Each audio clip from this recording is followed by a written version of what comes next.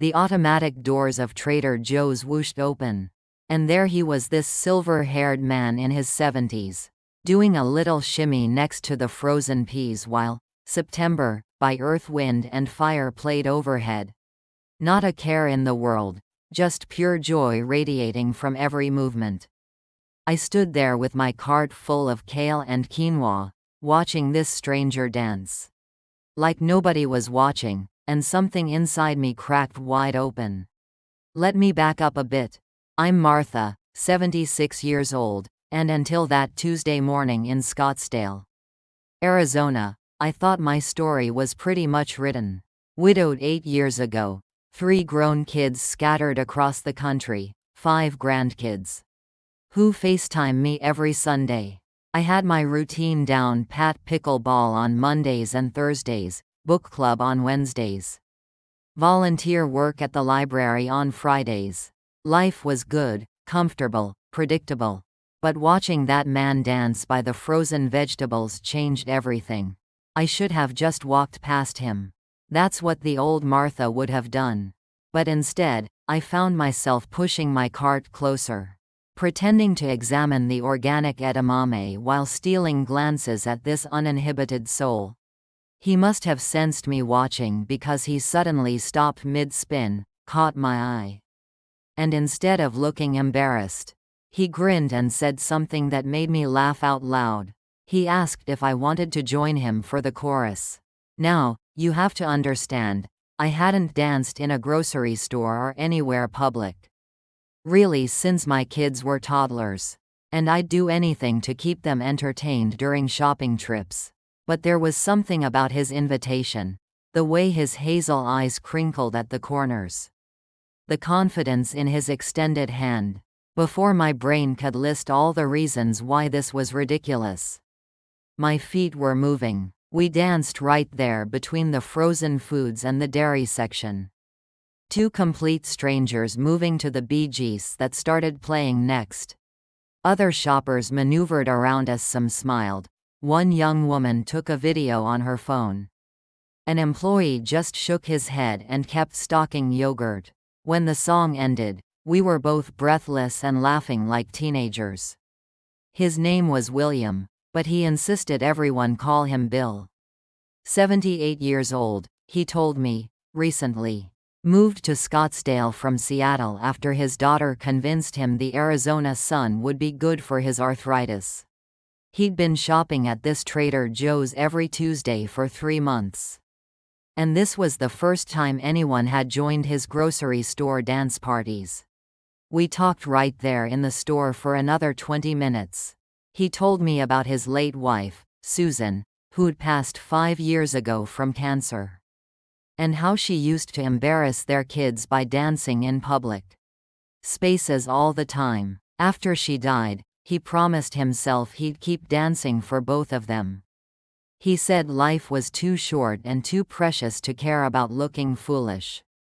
I found myself telling him about Robert, my husband, how we'd been married 42 years before a heart attack took him during his morning walk. I mentioned how I'd been going through the motions these past 8 years, staying busy enough to avoid feeling the emptiness, but never really feeling alive either. Bill nodded like he understood exactly what I meant. When we finally made it to the checkout lines, we ended up in adjacent lanes, still chatting over the candy display between us.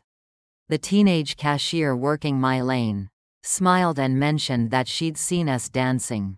She said it made her whole week, that her grandmother would love to hear about it.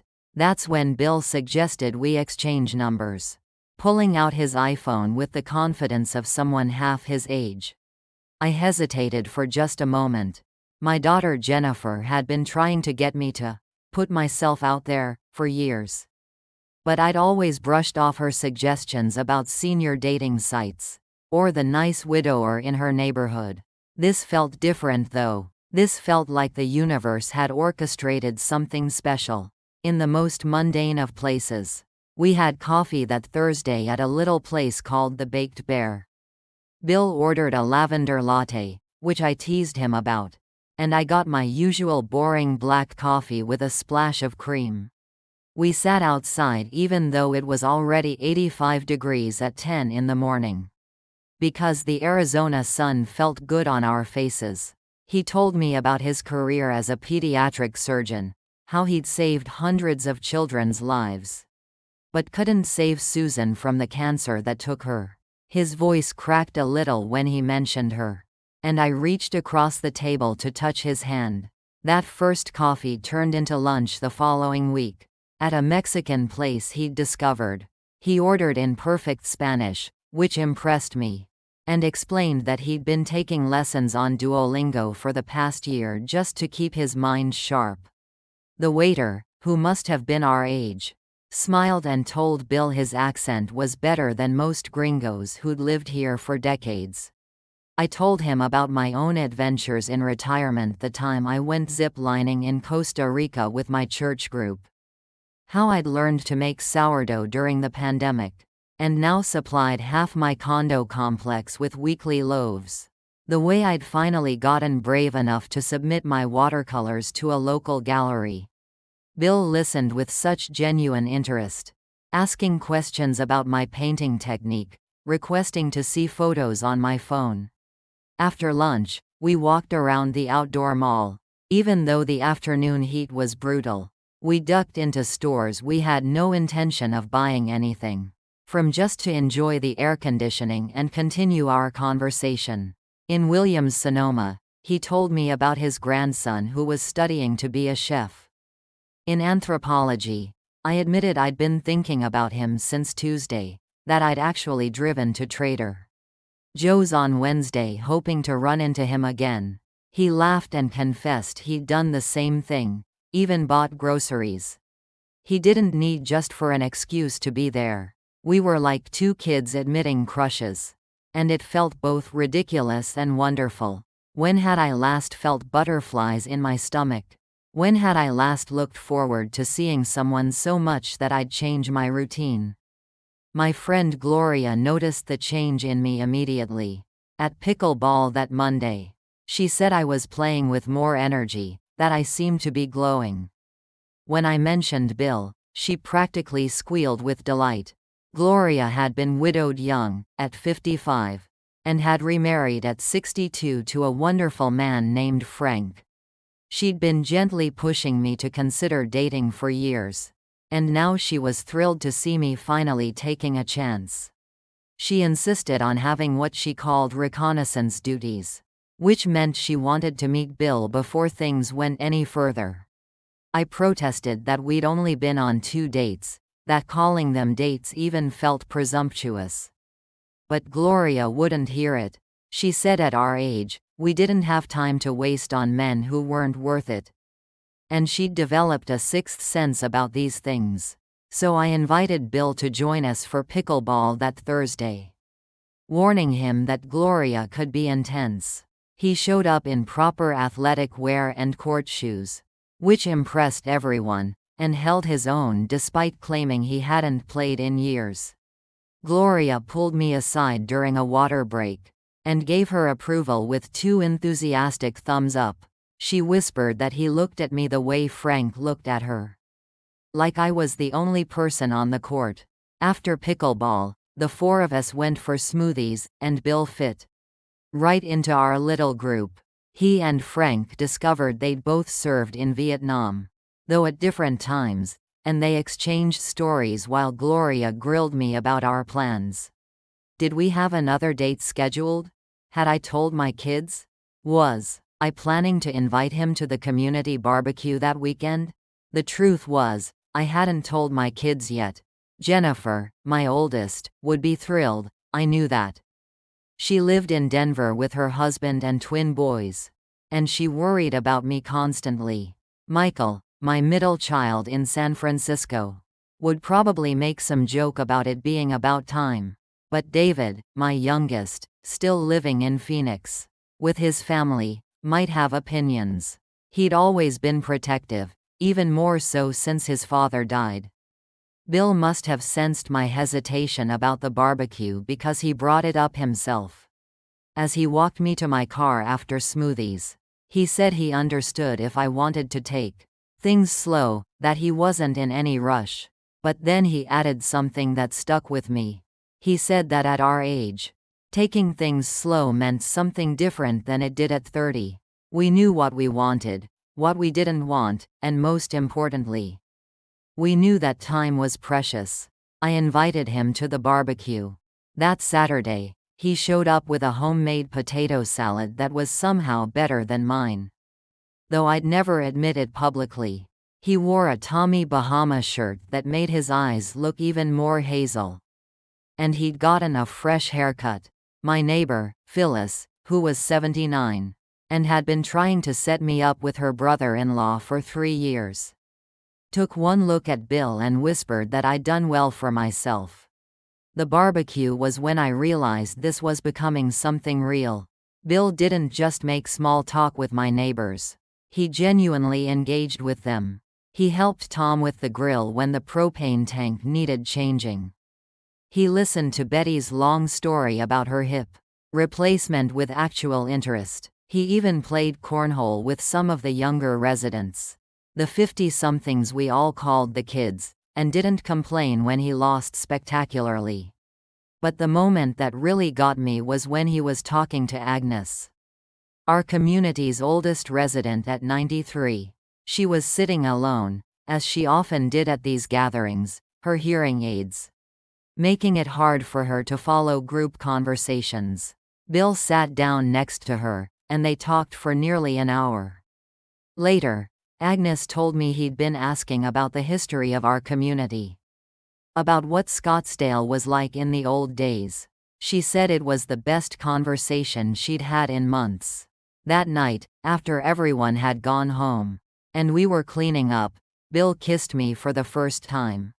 We were standing by the pool, the desert sky full of stars. And he just leaned in and kissed me like it was the most natural thing in the world. It wasn't tentative or awkward like you might expect from two people who'd been out of the dating game for years. It was confident and tender and made me feel 25 again. My daughter Jennifer called the next morning for our regular Sunday FaceTime. And she knew immediately that something was different. Mothers can always tell when their children are hiding something. But apparently, daughters have the same gift. She kept asking if I'd changed my hair or if I was using a new moisturizer. Finally, I told her about Bill. The squeal of delight that came through my phone was loud enough that I had to hold it away from my ear. Jennifer immediately wanted to know everything: how we met, what he was like, did I have a picture. I sent her a photo we'd taken at the barbecue, and she responded with about 15 heart emojis. She said I looked happier than she'd seen me in years. Michael's reaction was just as I'd predicted. When I told him during our weekly call, he said it was about time I found someone who could keep up with me. He joked that he'd been worried I was going to become one of those grandmothers who had too many cats and talked to her plants. I reminded him that I was allergic to cats and had always talked to my plants, even when his father was alive. David was the one I was worried about, so I decided to tell him in person.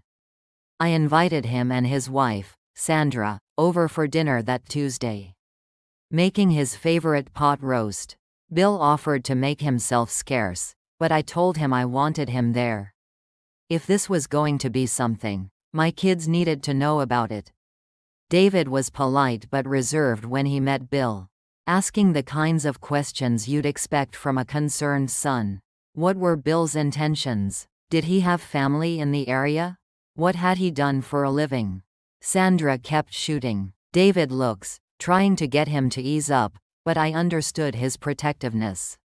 He'd been there when his father died, had held my hand through the funeral, had checked on me every single day for months afterward. Bill handled David's interrogation with grace, answering every question honestly and without defensiveness. When David asked about his financial situation, which made Sandra kick him under the table, Bill simply said he was comfortable, that he had his pension and savings, and that he wasn't looking for anyone to take care of him or for someone to take care of. He was looking for a companion. Someone to share adventures with while they were both still able to have them. The turning point came when Bill mentioned that he'd lost his own mother when he was David's age, that he understood the instinct to protect the parent you had left. He told David that he had no intention of trying to replace his father. That Robert would always be my first love and the father of my children. But he hoped that maybe there was room in my life for a second chapter. After they left, David texted me a simple message with a thumbs up emoji and the words, "He's okay." Coming from David, that was practically a celebration. Bill and I settled into a rhythm over the next few months. Tuesday morning Trader Joe's runs became our tradition, and yes, we usually danced to at least one song, much to the amusement of the regular staff who started calling us the dancing duo. We explored every hiking trail within a 30-mile radius that was suitable for our knees. We tried new restaurants, went to the Phoenix Symphony, even took a couple's cooking class where we learned to make Thai food. The cooking class was where I met his daughter, Rebecca, who lived in Tempe. She'd signed up for the same class by coincidence or so, she claimed, though Bill later admitted he might have mentioned which session we were taking. Rebecca was warm and funny, a high school principal who'd inherited her father's easy way with people. She pulled me aside while the men were struggling with their spring rolls, and told me she hadn't seen her father this happy since before her mother got sick. I introduced Bill to my book club, where he immediately became the only male member and the subject of much giggling from my friends. He actually read the books, too, offering perspectives that made our discussions more interesting. When we read Where the Crawdads Sing, he talked about the medical accuracy of certain plot points. During the Thursday Murder Club, he had us all laughing with his stories about the retirement community politics in his old Seattle complex. Gloria and Frank became our regular double-date companions.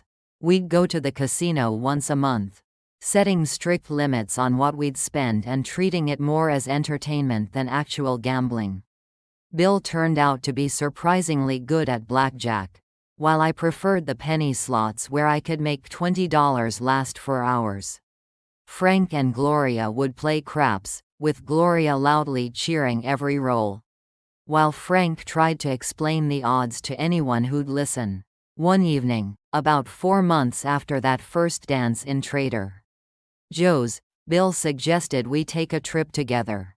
Nothing too ambitious, he said, maybe just a long weekend in Sedona. I'd been to Sedona dozens of times over the years, but the idea of going with Bill, of having uninterrupted days together, made it feel like a completely new adventure. We stayed at L'Auberge de Sedona, a beautiful resort along Oak Creek. Bill had booked us separate rooms, ever the gentleman, but they were adjoining with a shared balcony that looked out over the red rocks.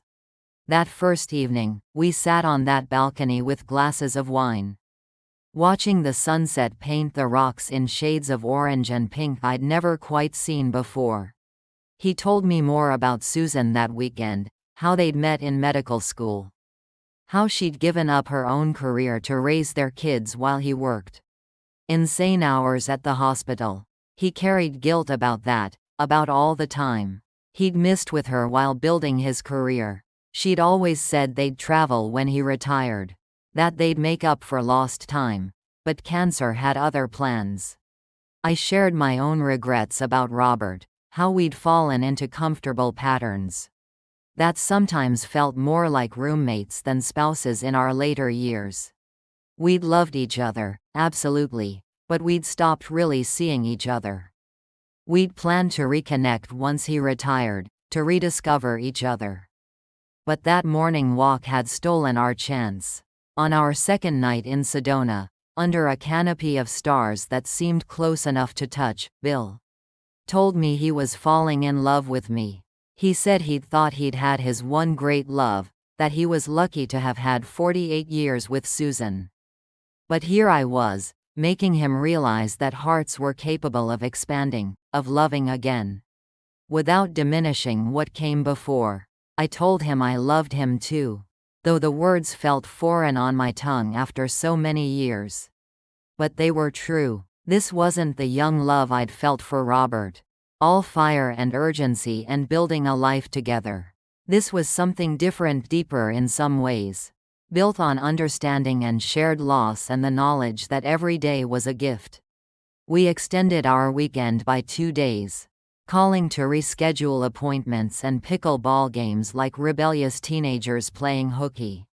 We took a hot air balloon ride at sunrise, something neither of us had ever done, and held hands as we floated over the desert landscape. The pilot, who couldn't have been older than 30, smiled at us and said we gave him hope that love wasn't just for the young. When we got back to Scottsdale, things felt different. We were officially a couple now, no ambiguity about it. Bill started leaving things at my condo: a toothbrush, a change of clothes, his reading glasses. I found myself at his place just as often, a neat townhouse in a similar community about 10 minutes away. His refrigerator was better stocked than mine, years of living alone having taught him to cook properly, while I'd gotten lazy with my meals for one. The holidays were approaching, which meant navigating the complex dynamics of blended families. Jennifer invited both of us to Denver for Thanksgiving, which seemed like a big step. Bill's daughter Rebecca was going to her in-laws in California, so he was free, but I wondered if it was too soon to merge our family celebrations. Bill made the decision easier by suggesting we host Thanksgiving ourselves, inviting anyone who wanted to come. My condo wasn't big enough, but his townhouse had a proper dining room and a kitchen made for entertaining. Jennifer flew in with her family. Michael surprised us by coming from San Francisco, and even David agreed to join us for dessert after spending the main meal with Sandra's family. Rebecca and her husband drove up from Tempe, and Bill's son Thomas flew in from Portland with his wife and teenage daughter. It should have been awkward, all these people, who didn't know each other gathered around a table, but somehow it wasn't. Bill and I had cooked for 3 days, preparing enough food for twice as many people. The grandkids, ranging from my 5-year-old twin grandsons to Bill's 15-year-old granddaughter, bonded over video games in the living room while the adults lingered at the table. Jennifer pulled me aside while we were doing dishes. She'd insisted on helping and told me that Dad would be happy for me. She said he'd never want me to be alone. That seeing me with Bill reminded her of how I used to be when she was young, before age and routine had worn us down. She said I was radiant. That Christmas, Bill and I decided to do something completely different. Instead of the usual family obligations, we took a cruise to Mexico, just the two of us. We'd both been on cruises before with our late spouses, but this felt like charting new territory. We took salsa lessons on the ship, went parasailing in Cabo, even did karaoke one night after perhaps one too many margaritas. On New Year's Eve, standing on the deck of that ship, watching fireworks over the ocean, Bill proposed. Not a formal down on one knee proposal. Neither of us needed that kind of production at our age. He simply took my hand, slipped a beautiful sapphire ring onto my finger, and asked if I'd like to make this adventure permanent. I said yes without hesitation. We didn't want a big wedding. We'd both done that before, the white dress, and hundreds of guests and months of planning. Instead, we got married on a Thursday afternoon in February at the Desert Botanical Garden, with just our children and grandchildren present. I wore a turquoise sundress I'd bought on vacation, and Bill wore khakis and a white linen shirt. Rebecca's husband took photos with his professional camera, and my grandson picked wildflowers for my bouquet despite being told not to touch the exhibits. The reception was dinner at our favorite Mexican restaurant. The one where Bill had impressed me with his Spanish all those months ago. The waiter who'd served us on our second date was there. And when he heard it was our wedding dinner, he brought out flan with a sparkler in it while the entire restaurant applauded. We moved into Bill's townhouse because it was bigger and had that beautiful kitchen where we could cook together. Merging two complete households at our age was its own adventure. We had duplicates of everything and had to decide whose couch was more comfortable, whose dishes to keep, what to do. With 40 years each of accumulated possessions, I kept Robert's photo on the mantel next to one of Susan. And neither of us found it strange. They were part of our stories, part of what had shaped us into the people who'd found each other in a Trader Joe's. Sometimes I'd catch Bill talking to Susan's photo, telling her about his day. And instead of feeling jealous, I felt grateful that I'd found a man who knew how to love so deeply. Our first year of marriage was nothing like either of our first marriages had been. We didn't have to worry about raising children or building careers, or saving for the future. We could focus entirely on enjoying each other and the time we had. We took road trips in Bill's RV, exploring national parks and small towns. We became regulars at the local jazz club, where the young musicians started calling us their groupies. We volunteered together at the hospital, where Bill used to work, reading to children in the pediatric ward. The adjustment wasn't always smooth. We were both set in our ways after years of living alone. Bill liked to wake up at 5:30 and make noise in the kitchen, while I preferred to sleep until 7. I had a habit of leaving cabinet doors open that drove him crazy. He reorganized my spice rack alphabetically, and I had to reorganize it back by cuisine type. We learned to compromise, to laugh at our quirks, to appreciate that having someone to argue with about cabinet doors was better than having no one at all. Our families blended more easily than we'd expected. Jennifer and Rebecca became friends, bonding over the challenges of raising teenagers. Thomas and Michael discovered they both loved craft beer, and started planning brewery tours whenever Thomas visited. Even David warmed up completely, often stopping by on weekends to help Bill with projects around the house. The grandkids started calling us Grandma, Martha and Grandpa Bill interchangeably, not bothering to distinguish between biological and step relationships. At my twin grandson's birthday party, they introduced us as their grandparents to their friends, no qualifiers needed.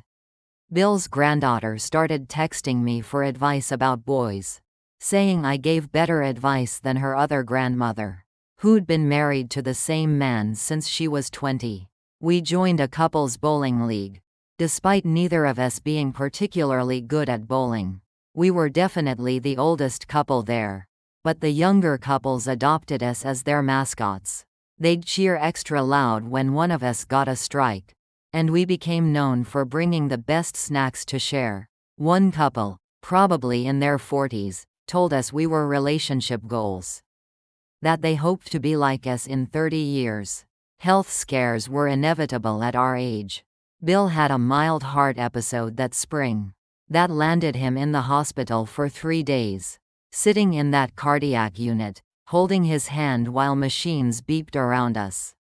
I realized how completely he'd become part of my life in such a short time. The thought of losing him was unbearable, but it also made me grateful for every day we had together. He recovered fully, though he had to make some diet changes that he grumbled about constantly. I learned to cook with less salt, discovered a million ways to prepare vegetables he'd actually eat, and we started taking longer but slower walks. His cardiologist, who looked about 12 years old to us, said that having a loving partner was one of the best medicines for heart health.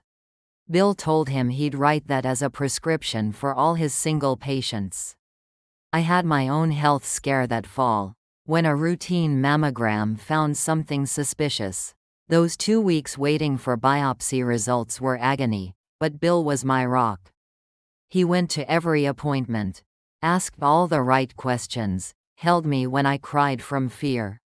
When the results came back benign, we celebrated with champagne and dancing in our living room to our wedding song. These experiences reminded us that our time was limited, that we were living on borrowed time in some ways. But instead of making us fearful, it made us more intentional. We stopped putting things off. When Bill mentioned he'd always wanted to see the northern lights, I booked a trip to Alaska for the next month. When I said I'd love to learn to paint with oils, he signed us up for classes that same day. We became those old people who held hands everywhere we went. At the grocery store, at the movies, walking through the mall. Young people would smile at us, and middle-aged couples would look at us wistfully. We didn't care about looking silly or overly affectionate. We'd both learned that life was too short to worry about what strangers thought. Our second anniversary is next month, and we're planning a trip to Europe. Neither of us has been to Italy, and we figure it's now or never. Rebecca helped us book everything online, finding senior discounts we didn't even know existed. We're going to Venice, Florence, and Rome, with a side trip to Tuscany. Because I've always wanted to paint those landscapes. My friend Gloria jokes that Bill and I are like teenagers, still in our honeymoon phase after 2 years. But it's more than that. We know what it's like to lose someone, to be alone. To think that part of your life is over. Finding each other wasn't just about not being lonely anymore. It was about discovering that you could still grow, still change, still become a new version of yourself at 70-something. Last week, we were back at that same Trader Joe's where we met. It was a Tuesday, of course. And September started playing while we were in the cereal aisle. Without hesitation, Bill grabbed my hand and spun me around right there. Between the granola and the oatmeal, other shoppers smiled and gave us space, and one employee, who'd been there since the beginning, started clapping. A young woman with a baby in her cart stopped to watch us, and when the song ended, she had tears in her eyes. She told us her grandmother had just lost her husband and had given up on life. She asked if she could take a video of us to show her grandmother, to prove that life could begin again even after loss. We said yes, of course. Bill even hammed it up for the camera, dipping me dramatically while I laughed. The woman posted it on something called TikTok. Rebecca had to explain what that was, and apparently, it went viral. Rebecca says we have over 1 million views, that people are calling us relationship goals, and saying we've restored their faith in love. But we didn't dance for the cameras or the views. We danced because that's what we do now. We dance in grocery stores, in our kitchen, while dinner cooks, in parking lots when a good song comes on the car radio. We dance because we can, because we found each other when we thought our dancing days were over. Because every day we get to dance together is a gift. People ask us for the secret to finding love later in life. And the truth is, there isn't one. You just have to be open to it, to be willing to look foolish, to take chances. You have to be brave enough to believe that your story isn't over, that there are still chapters left to write. You have to be willing to dance in the frozen food section with a stranger who might just change your life. Some mornings I wake up and look at Bill sleeping next to me, and I can hardly believe this is my life. I'm 76 years old, and I'm madly in love with a man who makes me laugh every single day. We're planning trips and taking classes and making new friends. We're proof that it's never too late to start over. Never too late to find joy, never too late to dance. Life, I've learned, has a funny way of surprising you when you're brave enough to let it.